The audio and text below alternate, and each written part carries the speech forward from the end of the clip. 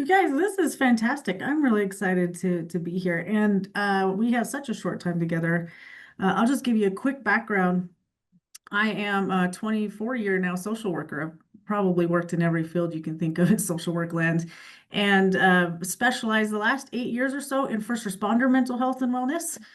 So that's where my research sits and all that. And I currently am a professor at UVU in the social work department. So I'm really passionate about education. I love doing these kinds of things. So it's really an honor. And my method here is really interactive. I know it's like lunch hour for everybody, but hopefully you can put some thoughts in the chat or even just vocalize what you're thinking so that we can learn from each other.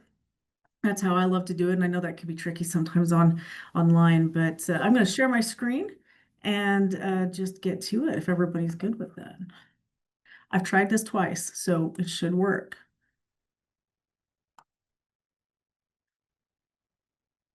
Okay. Did that work? We're good? You guys see the slides? Yeah? Okay, thank you. Okay. All right, you guys. So what I want to talk about today is it's about thriving and celebration and living life to our best in a realistic way. And the way I want to do that is how I want to issue the challenge that I usually issue at the end. I want to issue it up front. And I want you guys to really think about the things that we're going to talk about as it applies to your life right now, not, how you want it to be in the future. We'll get to that, but right now, how it applies. This is a practice of self-awareness. So there's no shaming here. I'm not asking you to publicly announce anything that you're not happy about. And if you do want to share something at some point, it doesn't have to be about you. It can be your friend, if, that helps you. Okay, that's fine. But please take the time and really apply this to yourself so that it can help you moving forward in your life. Okay. Now, primarily, I love to teach about holistic wellness. Now, I'm a social worker, so the way that I teach is systems. The way I teach is about the person and environment, and big fancy words. But really, what it looks like is this. It's this really cute picture with lots of colors. When I explain it to my 16-year-old son, I explain it like the pizza. But the idea is that every slice of this pie here is a part of your life.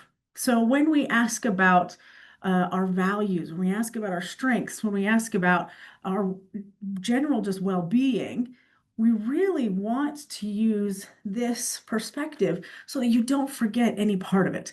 I think it's really easy for us to get lost in not feeling happy about how one part of our life is going. But then what about the other parts of our life that might be going well? Okay, so let me just go over these really, really quick. The wellness wheel, as I call it, okay? But our physical, so that's of course anything that has to do with our body and our health.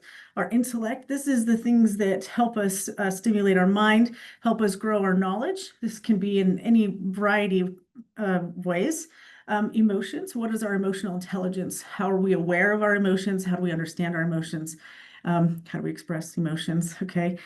Spiritual, and the way that I define spiritual, just so that we're all on the same page, is how you connect to the world around you, how you find a place in the world. Okay, well, how you find that. So that is not to be confused with religiosity. Now, some people use religiosity to do that, and that's okay. But spirituality is really about the bigger sense of where you are in the world around you. Okay, environment. Now, your environment is any place that you physically are. So in one day time, my environment can be my car, can be my house, it can be my office.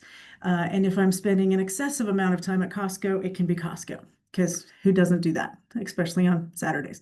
So, right, so that our financial, that's how aware are we of our money, how aware are we of our bills and our goals and all of that kind of stuff. Okay, anything that has to do with money.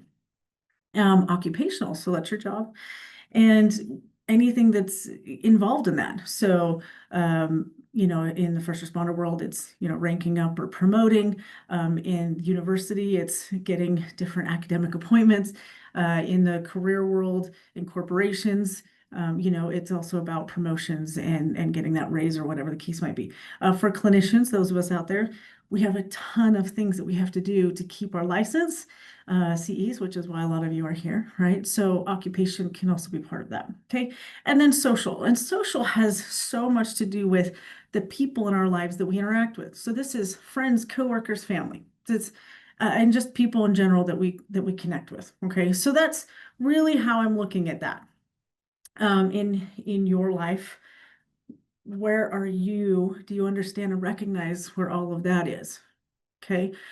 So what we want to do now is take a second and look at this, all these little slices of your world, okay? And think about your strengths. Think about the things that you have to offer these parts of your life. So I happen to be, I love to garden. I have a townhome with no garden abilities. And so I have pots and I have planted some lovely plants. But that made my environment really valuable for me because it's something that I really need to feel good.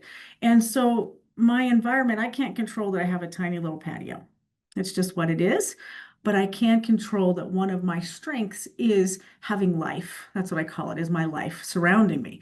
Okay, so that's a strength that I have. Wherever I go, no matter where I'm living, I have figured out how to have my little life patio. Okay, so what are the strengths that you guys have? I want you to just think about this for a minute, okay, in each one of these areas. What is something that you are offering to help build those areas up in your life? Right? Occupational, the fact that you're all here for CEs or just to learn says that you have some strengths in intellect and occupation and probably some emotion as well, right? Based on our profession, I would hope. So this is for you to know. You think about it. Okay, what are your strengths? Now, the next thing I want you to think about is the values that you hold in each one of these areas. All of these are going to carry into these next topics that we're going to discuss, okay? So I talked about having life, my little life garden, my life patio. That is a value that I have. I need to have life around me. So plants. Right now, I have successfully killed the life in this office because it's windowless and the lighting is terrible. So I haven't figured out how to life in here yet. Okay, but it's a value that I do have. And so wherever I go, I make sure that I have some form of life around me. Okay. Um, just for example, another value that I have is having really strong, healthy relationships. And so that means that sometimes I've had to make really hard choices about friendships or coworkers or whatever the case might be. Right now, it's my students because I value healthy relationships, not just any relationship. So again, that's a value that I have, right? But my strengths and my values are going to help these areas of my life. And it's going to help us into these next section. Now, what I would like to know, this is, obviously taken from the interweb here, and but this is a word cloud of types of values. Now, this is something that this is an exercise that I do with my students. It's an exercise I do with clients, and it's really important as a foundation. So thinking about all those areas of your life, could you guys talk to me a little bit? Just shout it out, unmute yourself and just and shout it out. What are some of the values that you have that may not be listed here?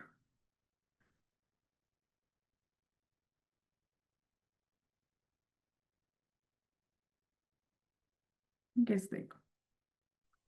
Stability. Oh, it's there. Yeah, that's great. Thank you, Susanna. Yeah, I love that. What else, you guys? I would love a few more. Authenticity. Authenticity. That's beautiful. And I love to throw honesty on top of authenticity. Because Integrity. integrity, that is, yes, that's wonderful. Anybody else? Being inclusive, spontaneity, yeah. These are fantastic, fantastic values. And what our values are, not to insult anybody's intelligence here, I just like to make sure we're all on the same page, is it drives our decision making. It drives how we do things, when we do things, and when we get upset with ourselves, sometimes, probably more times than not, it has something to do with us not living up to the values that we have. When we have conflicts at work or conflicts in our life, it's probably because there's some kind of conflict with the value. And we can have many values, and I'm sure that some of you are even better experts at values than me. But for this conversation, I just want your heads to think about some of your core main values that focus. Hard work is a primary value of mine. I grew up with I was a rancher's daughter.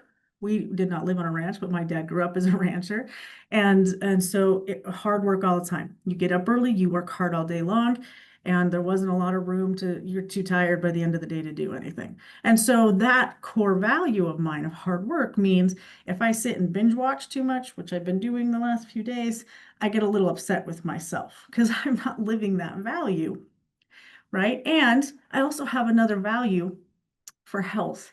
And it's not always super healthy to, um, work hard all day long. You need a break sometimes.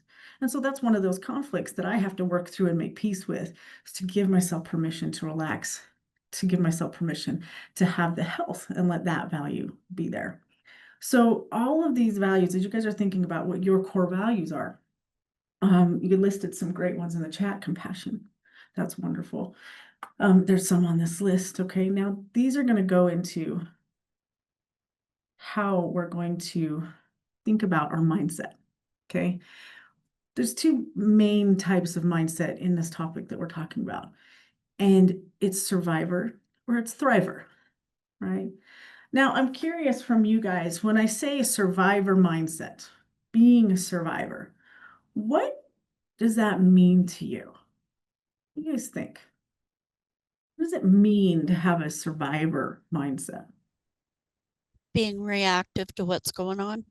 Yeah, thank you, Tammy. Yeah, being reactive. So I'm not really thinking it through, I'm just jumping at it. Yeah. What's another? Josh says, just getting through. Yeah, absolutely. We're all really good at just getting through. I would say a lot of us are master survivors. Keep going no matter what. Yeah. Rising above. These are all really good. Really good. What would some behaviors be of a survivor, like obvious behaviors of somebody that's in survivor? One example is when I'm going to work, when I worked with juveniles, they were a bit challenging sometimes. If you've ever worked with them, you understand that. And I would white knuckle my steering wheel and I'd get my face on, the face of like, don't mess with me face. So I walk in that door and I don't have to deal with it. That was a survivor mindset. That was not a thriver mindset. What kinds of behaviors would you guys say are survivor mindset behaviors? Reactivity only when necessary, self-preservation. Yeah, self-preservation. So what kinds of things are people doing to preserve themselves? It's really good, Josh. Thank you. Alertness. Yeah, there's a hypervigilance. There's a hypervigilance, which means hyperreactivity sometimes. Um, it can look like paranoia almost, a lot of cynicism, right? Yes, black and white thinking. Putting up walls. Yeah, we put a lot of walls up, which means we isolate, we withdraw, which is interesting because we are social creatures by nature. We need that connection. Yet when we're in a survivor mindset, we want to push all that away. Right. Karen says, any defense mechanism. Yes, pretty much any defense mechanism. So the question that I have for you guys, okay, is what are your survival behaviors? And this is like if you're writing things down, like really think about it. What are you doing right now that would say that you're just surviving life? And sometimes it can be in our phraseology, right? Our nomenclature. It's what do you say to people when they say, "Hey, how's life going?" Living the dream. It's a little bit sarcastic. That's another one, by the way. Hey, sarcasm has a place. Love sarcasm. But sometimes it is a strategy to just survive. Living the dream, right? I'm just getting through. right? What kinds of things do you say to people that really are saying, I'm just doing it? Unbelievable. What else, you guys? What kinds of things are you doing? Does anyone feel comfortable sharing what a survivor behavior might be that they do? We can learn I from tell you. people I'm still kicking. Still kicking. Yes. Yes, that's a good one, Tammy. Yeah. Still kicking. Doing fine. That's a big one. Yeah. Anybody else? Just waiting for bedtime till the day is over. Yes, thank you, Amanda. Yeah. Ignore the question and just get them to talk about themselves. Ah, yes. We deflect, we project sometimes. Right. We're not even going to answer you because I just can't right now. Right. I just don't have it in me. I'm a solid Maintaining a 5 out of 10. maintaining a facade. Yes. Yeah. A lot of masks, right? Fake it till I make it. Yeah. So you guys, this exercise is important because if you're not recognizing what you're doing that really is putting yourself in a survivor mindset, how are we going to be able to move into the thriver mindset? Okay. Now, another way to look at this survival mindset here, or our survival behaviors, is what might we be doing that isn't using our strengths or isn't using our values? Like I might be going to work and doing my hard work, okay? But what about my value for health? I'm not doing that if my mentality is just about surviving. So as you reflect on those different pieces of your world, your job, your home, your friends, okay, um, and your strengths, which is important, okay, what is conflicting? What is not being fed? What is being ignored so that you can just get through, so that you can be fine, right? D says disconnecting. Bree says skipping meals. Yeah. And other basic self-care. Yeah. One of my family members is notorious for not eating for days. And it's not because they have, diagnosable eating disorder. It's they get so busy, they just don't take care of themselves, you know? Another one, overeating, right? So it doesn't always have to be some big major thing, you guys. A lot of these times are little things that we're doing build up, but those little things are survival behaviors. They're not the behaviors that maybe we would want them to be. Okay. Holly says denying emotion. Yeah. We're really good at ignoring what we're feeling. Is it because we don't know? Or is it because we don't want to talk about it because we want to avoid it, which is also a survival strategy? Okay.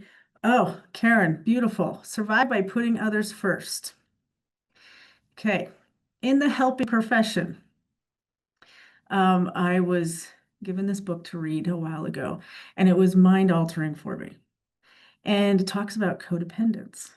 Now, often in codependent world, when we think about it, we think about a person who is codependent on living. I'm generalizing and very simplifying this, okay? To make decisions, to just live their life. They can't do it without somebody else telling them or helping them or guiding them, right? And guess what? In the helping profession, there's another side to that coin. We can often get codependent on helping people.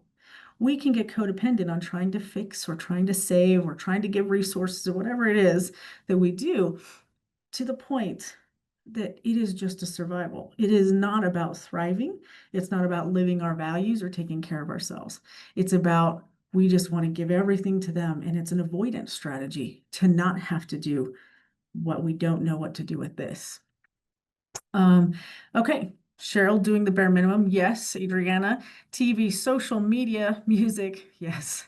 I have been working with a teenager who is very addicted to technology and everything his brain can connect to, including podcasts. He will do to have to avoid reality. He will just live in the podcasts. He will live in the music. He will live in whatever he's allowed to live in that avoids reality. And that is a survival mentality. So what do we do that does that? Okay, for you guys to know. So let's take a step back and look at thriving now. Okay. Let's define it. What does thriving mean, you guys? How would you define thriving in life? joy, flow. Yeah. Thank you, Spencer and Brie. What else? How else would you guys define thriving? Safe, hobbies, choice, ease, time to feel our own emotions. Yeah, this is wonderful. Learning from every experience, a life you don't want to escape from. Yeah, growing.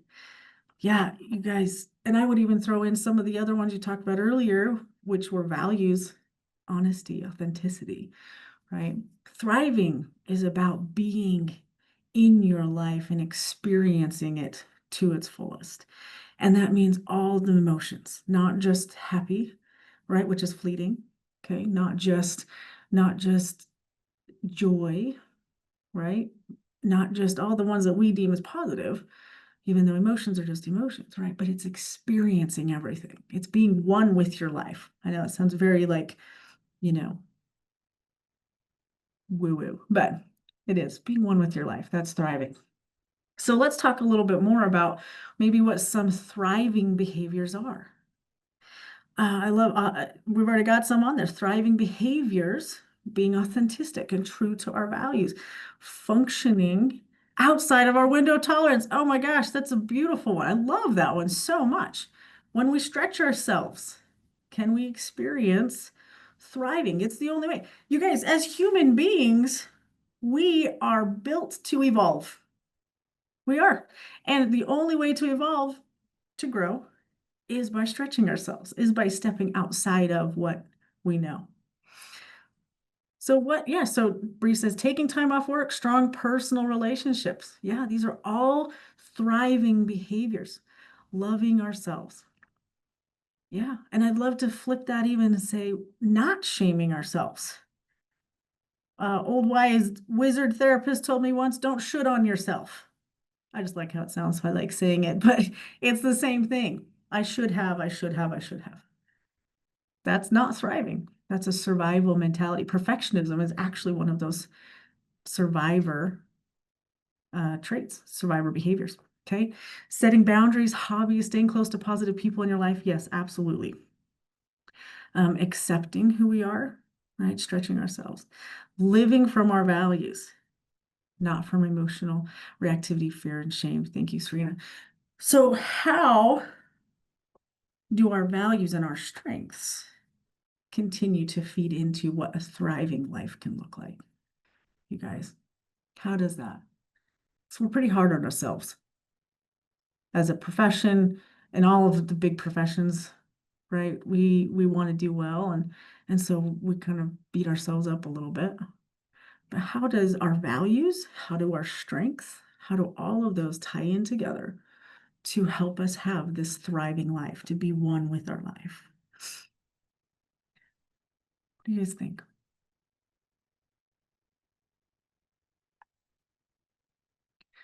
Yeah, we're less critical of ourselves.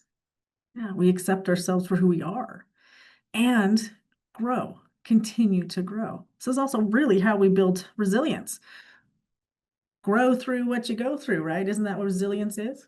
Okay, we focus on progress instead of perfectionism. That's right. To thrive means to be one with your life, right? It's acceptance, it's where we are right now. Okay, we allow ourselves to be human, yes, because we are. Strike balance and strength. I heard this really great thing from a chaplain, first responder chaplain, but he's a pastor in a community church down in Colorado. Anyway, it was wonderful. And he said that he teaches harmony, not balance, because balance has this interesting way of making us all believe that we should be able to, there's the shoulds, right? Should be able to do, exactly the exact increments of whatever. So for example, there's a 24-hour day. 8 hours of it should be sleeping, 8 hours of it should be with family and hobbies, and 8 hours of it should be at work. I don't know any job that's actually a thing, right? But that is balance if you look at it that way. So I love the idea of harmony. Now, I'm not a musician. I have played an instrument when I was a kid, and I've tried to learn to play the guitar. My husband's a musician. It's fantastic, but I am not. But I can say my understanding of harmony is taking the notes and making them sound beautiful together. Now, all you musicians out there, because I'm sure in this crowd there's quite a few, maybe you can correct me if I'm wrong or add something. But harmony is about creating a beautiful, beautiful piece of work with what you have in front of you. So, oh, thank you, Chuck. Chuck says balance implies imbalance, right? So our lives, to thrive, to be one with our lives, are we creating harmony by using our strengths, by using our values, and really understanding what our values are? Are we creating harmony with those things? Now, there's this, it sounds like some of you probably already know about this, but it's like the recipe. Okay, it's a recipe. There's a lot of recipes out there. I looked into it before I did this presentation. And Martin Seligman is one of the fathers of positive psychology. And he talks about this thing of well-being. And his recipe, okay, his formula for well-being is something called PERMA. So I want to go through each one of those things with you. Now I'm calling it how to thrive. And what I want to do is really challenge you to, as I'm giving examples, I want you to put your own values in there, your own strengths in there, because part of how to thrive is recognizing and using your strengths and your values. Okay. So the P in PERMA, all right, is positive emotions. Now, this is an interesting one because a lot of things can create a positive emotion, right? And we have to be careful because sometimes a shortcut to a positive emotion is something that we might do to get there because we crave it, we want it. It's part of what we need, right? So a shortcut would look like drugs. It would look like masturbation, if that's one of your avoidance techniques. If it could be addiction to TV, it can be just checking out with a video game, right? These are shortcuts because they're not using our strengths. They're not using our values. And I love something Todd just put here in the chat. Harmony doesn't always sound or look intuitively good, but it is implied that the harmony is intentional and that the notes are played and those that are not are all intentional by the musician. Todd, that is so wonderful. Thank you, thank you, thank you. You guys, that is what's behind this. Our positive emotions, are they intentional? Okay. Are we living an intentional life? What do you want for yourself? What do I want for my positive emotions? I want them to come from healthy things for me. I can't tell you what a positive emotion might be for you. That's why this is about you and your self-reflection, okay? But for me, I want them to be, they want them to come from healthy things. So for me, a positive emotion would be sitting out on my patio in my little plants, okay? Positive emotion can also be having a good laugh with somebody or chatting with my coworkers. I work from home a lot because of the way my program works and whatever. So I have to come into office at least one or two other times during the week so I can experience some positive connection. So positive emotions can happen really organically, but are they happening in a shortcut way, right? Or are they happening in an intentional way? All right. Our next thing is engagement. Now, this is really an interesting thing because the way that he talks about engagement is not, there's no shortcut. Okay. The way he actually talks about engagement is flow. And if you're not familiar with that, he wrote a book about it. It's great. I recommend you read it, or at least recommend you reading up on flow. But the idea of flow is that you are using your strengths, and I'm going to add values to that, your higher strengths, okay, your higher abilities to be one with the activity that you're doing.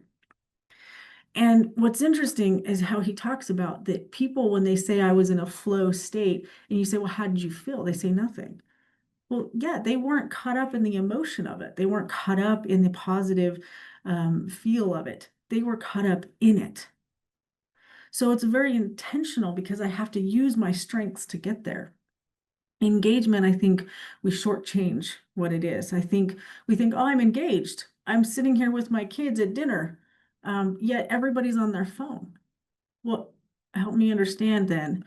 Are you at one with that moment with your kids? Or is it something else? And again, only you guys can know that. Only you know your world. But are we engaging with our values? Are we engaging with our strengths? How well do we know them? Do we know them enough that we can use those in this recipe for a thriving life? Okay. The next one is positive relationships. Also very important. How many relationships do we have in our life that don't meet the values that we have? And it's because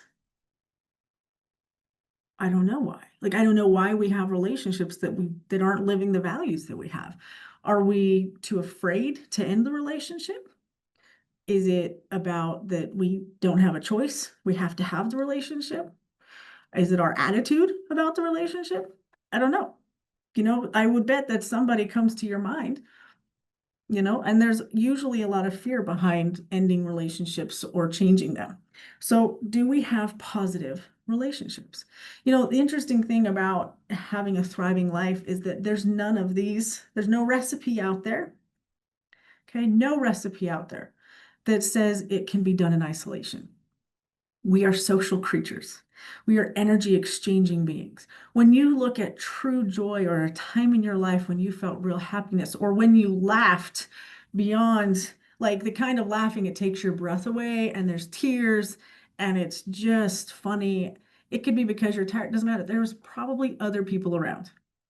I'm not afraid to go to the movies by myself. I've done it quite a bit in my life just because I like to go to movies and sometimes nobody can go. So I go by myself. But I will tell you, there's something about laughing in a theater or laughing by yourself that is an interesting experience versus having somebody else sit next to you that you can lean over, make some little snarky comment about, or laugh with because you know that they have the same kind of humor you, right? We are social creatures. So our positive relationships, are we taking the time to foster those, to be around them, or are we not living our values with those relationships and we're finding a lot of conflict? Okay, we're not creating harmony. Again, what's the intention? Chuck says change can be frightening. Yes, change is terrifying. Our brain, at its core primal state, is very much about threat, not threat. That's what it thinks. Its function is to keep us alive so that we can evolve as a species. I mean, that's just what our brain does, right? So if that is what it's doing, it needs points of reference. It needs things to grab onto to decide if something is a threat or not a threat. And that means if we don't have a point of reference, if we weren't shown good examples, we don't have skills, we don't have, resources, whatever the case might be, then we have a lot of fear. We have a lot of just sitting in a threat state and we get stuck. Right. And then we get a conflict again, because if we're advancing ourselves, like all of you guys are here today, then we're in conflict with ourselves because our brain is trying to grow. Our many parts of our wheel are trying to grow, but other parts are staying stuck in fear. So again, where's your values? Where's your strengths in those moments? Okay, meaning, I'm going to cruise through here for time's sake. Okay, the next part of this recipe here is meaning.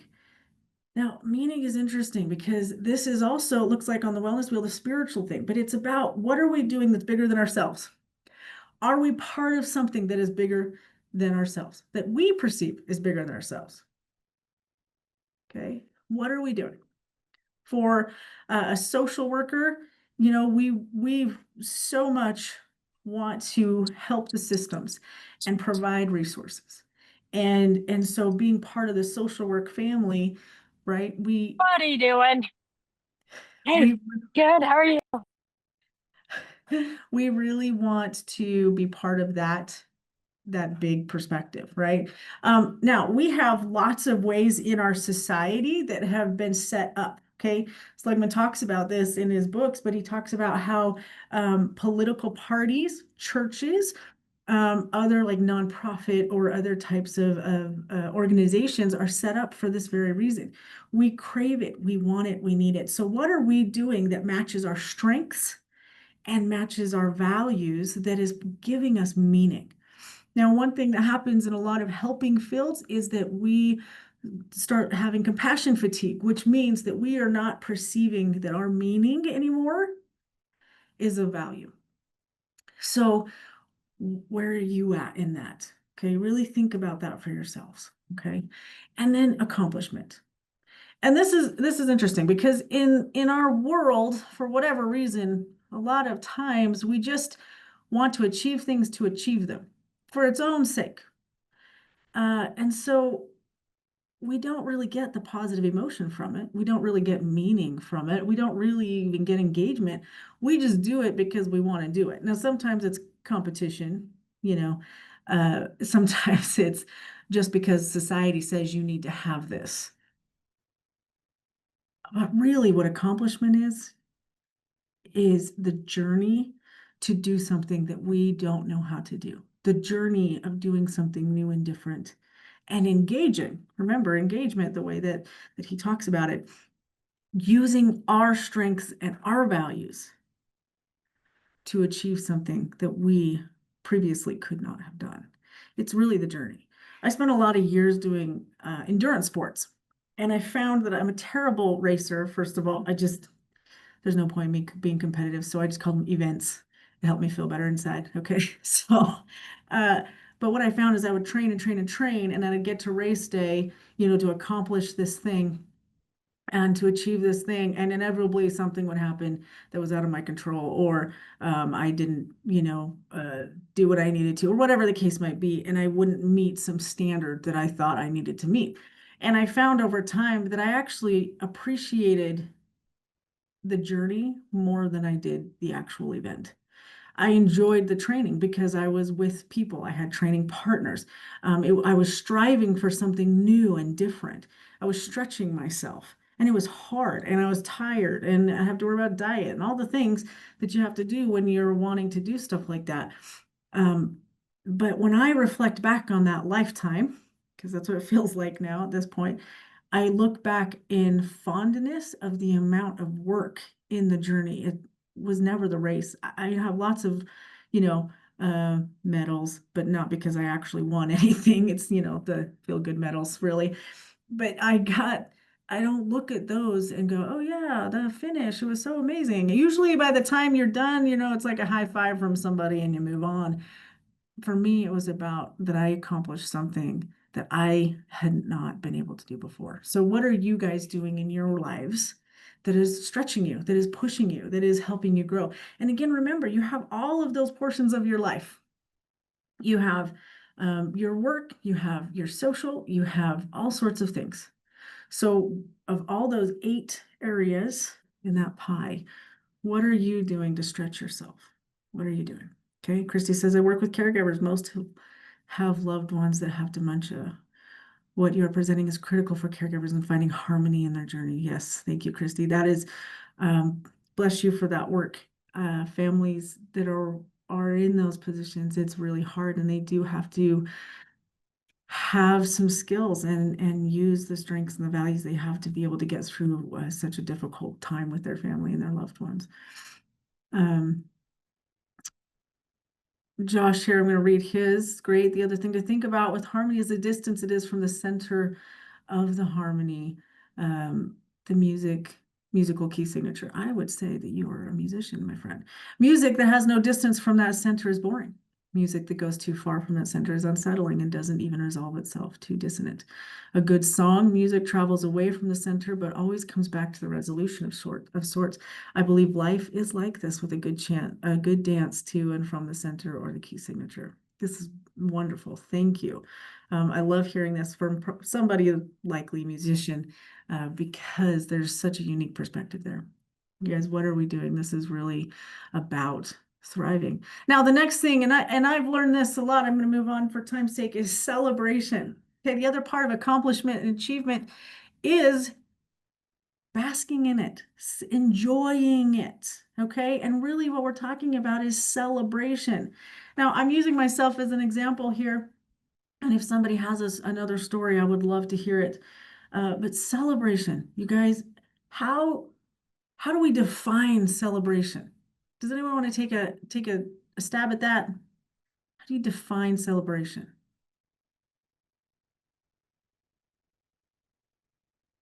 It's kind of tricky, isn't it?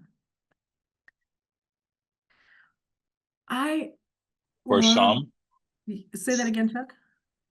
it is just a short version of an emoticon that's expressed. Yeah, yeah, for some it's that. You guys, in my belief, celebration is any time that we take a moment to embrace accomplishing something. It doesn't matter what that accomplishment is, if it is of the positive emotion, if it's healthy, if it's something that we wanted to achieve a goal. And it it doesn't have to be elaborate.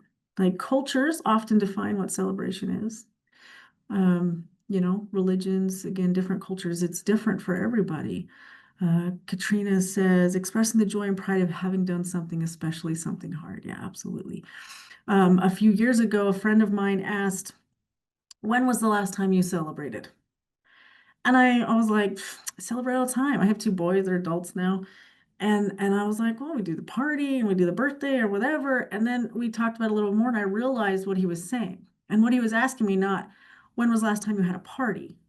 It was when was the last time you celebrated? When was the last time you were present in the moment, in flow of enjoyment of the thing, right? Of that event.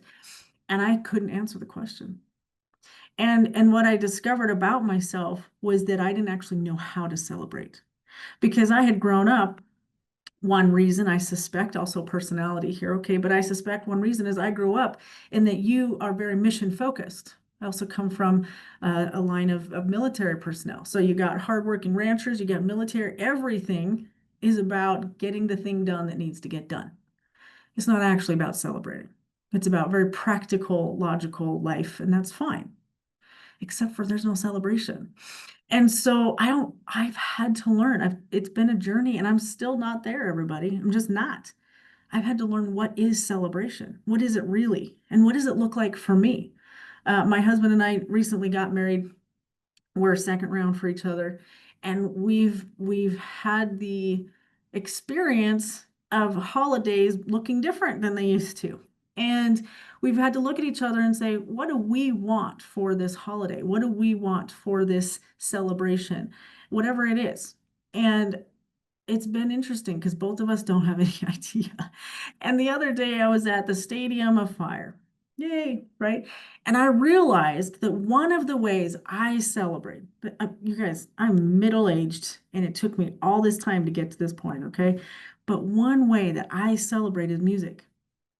When I need to be excited about something, when I need to love, when I need to feel, when I need to just experience the moment, music is always there for me. So I've learned that one way that I need to celebrate is with music.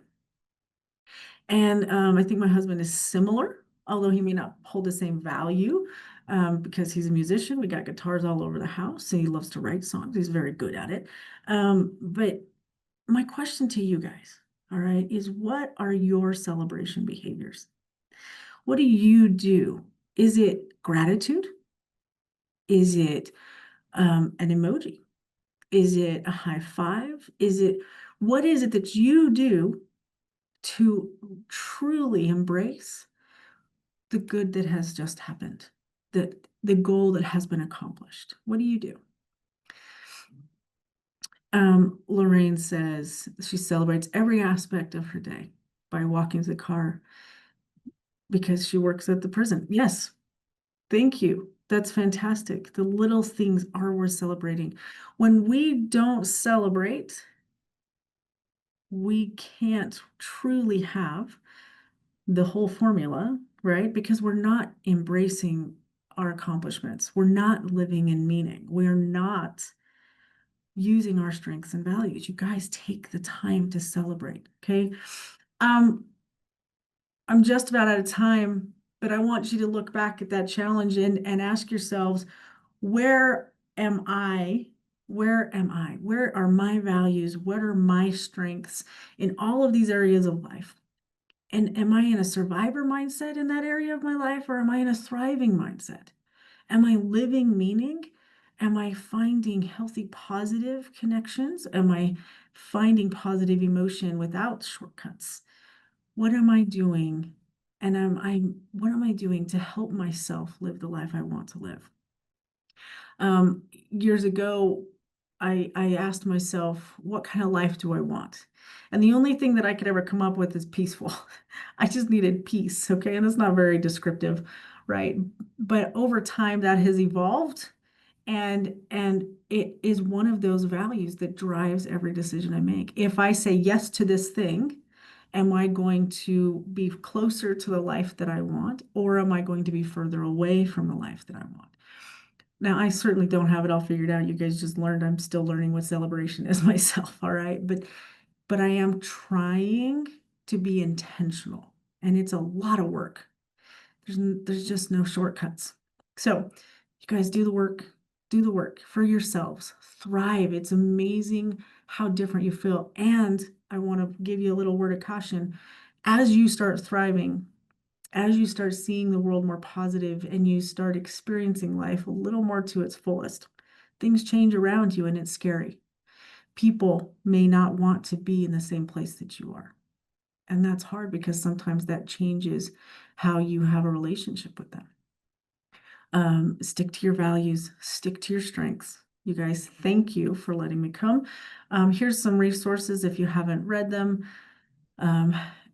Please dive in. They're great. This is my contact information if you have any questions. I want to just open it up for Q&A at this point. What questions, comments, thoughts do you guys have? You had some great feedback in the chat.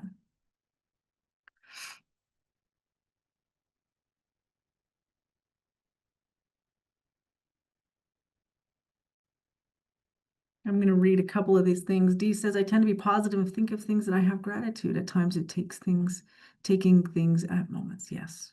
Gratitude is so critical.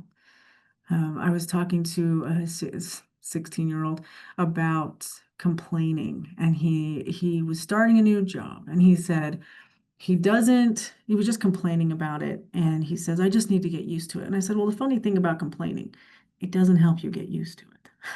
Right? We all do it. I'm a complainer.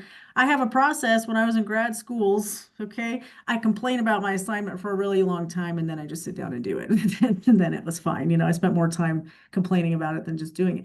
But it doesn't. You guys, complaining doesn't bring us closer to the goal that we have, but gratitude does. I'm grateful that I got to go to school. That doesn't change. That's hard. Two things can be true, right? It can be hard and I can be grateful for it. I can know that I did it to myself by going to school, and it can be hard, and it's okay, right? So two things can be true, and gratitude is just critical.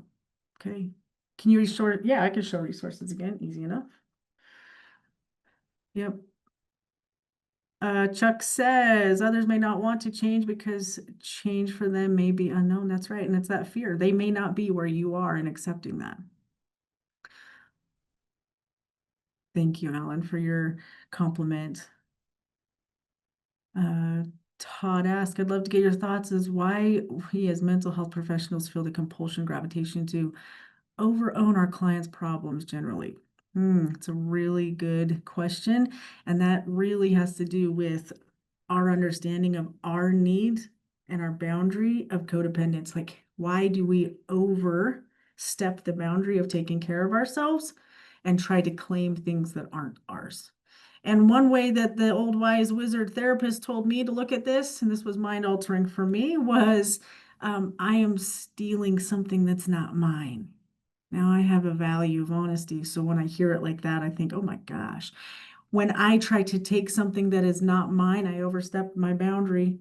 I try to fix it. I try to solve it. I try to overown or take over some emotion, dysregulation, whatever the case might be. I am no longer allowing them that journey. So I don't know if that helps, but that is one way that's helped me say, this is not my journey. My journey, my role in your life is to offer you an opportunity to challenge a resource or to use a new resource or to create a new tool for you, whatever the case might be. But it is not to take the journey from you. Good. Thank you. Thank you. Yeah. Okay. All right, everybody. Any other questions? Want to get us out of here on time? Any other questions for Dr. Tia before we go today? You guys, my contact information's up here. Please reach out anytime. I'm more than happy to chat and anything I can do to help. So I love it. Thank you so much for letting me be here. And thank you for your time, Dr. Tia. This has been an amazing presentation. I think I speak for everyone when I say that we've learned multiple techniques for being able to thrive and make that transition from surviving to thriving. So thank you for your preparation. Thank you for your time and all the effort that you put into this. I echo exactly what everyone is saying in the chat. It's amazing. Great presentation. Thanks, you guys.